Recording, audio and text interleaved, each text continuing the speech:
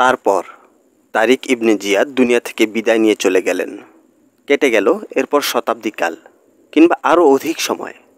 আন্দলুসের সিংহাসনে তারা এসে বসল যারা তারিক ইবনে জিয়াদ ও তার ৭,০০০ সঙ্গীর রক্ত ঝরানো ইতিহাস হৃদয় মঞ্চ থেকে নামিয়ে দিয়েছে।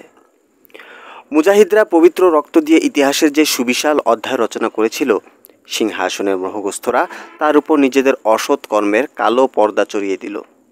যে রাষ্ট্র ও শাসন ব্যবস্থা ছিল আল্লাহর, তা হয়ে গেল দিগ্ভ্রান্ত মানুষের।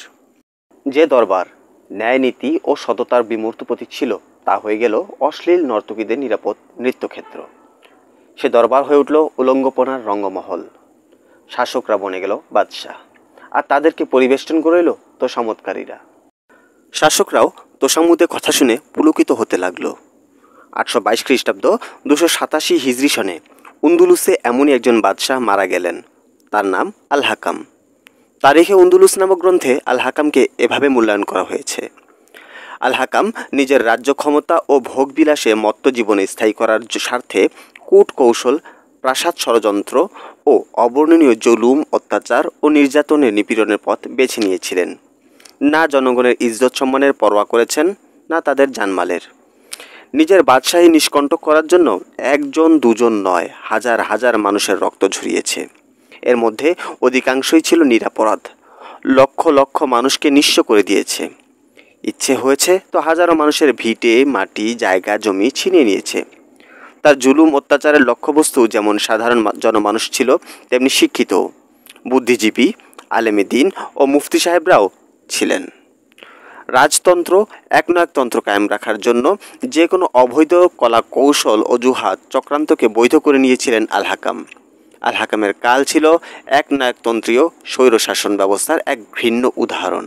যেমন ইচ্ছে তেমন ভোগ করো এবং কলঙ্কজনক প্রতীক ছিল আল হাকামের শাসনকাল।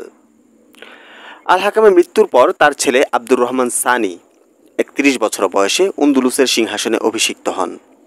তার ব্যাপারে ইতিহাসের মূল্যায়ন ছিল এরকম: সাহিত্য, কাব্যকবিতার যত রথী মহারথী, গানবাদ্য ও নৃত্যকলার যত অভিজ্ঞ মুখ এবং জ্ঞানবিজ্ঞানের যত বড় বড় পণ্ডিত আব্দুর রহমানের দরবারে সমবেত হয়, সেটা আর কোনো কালের ইতিহাসে দেখা যায়নি। তবে আব্দুর রহমান যেমন শিল্প সংস্কৃতির অনুরাগী ছিলেন, তেমনি সঙ্গীতের প্রতিও ছিল তার তীব্র আকর্ষণ।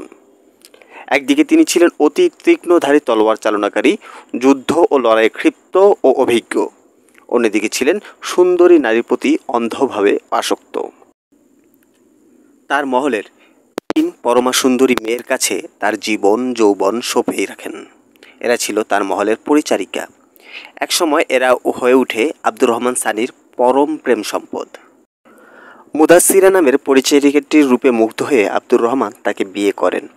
আরেকজন ছিল জারিয়া নামের পরিচারিকা। এ যেমন সুন্দরী, তেমনি ছিল তার কণ্ঠ জাদুমুগ্ধকারী সুর। আব্দুর রহমান তার গান শুনতে শুনতে প্রহরের পর প্রহর কাটিয়ে দিতেন। আরেকজন পরিচারিকা হলো শিফা। এও ছিল অতি রূপবতী। তার স্নিগ্ধ রূপ যে কোনো পুরুষকে হতভম্ব করে দেওয়ার জন্য যথেষ্ট ছিল।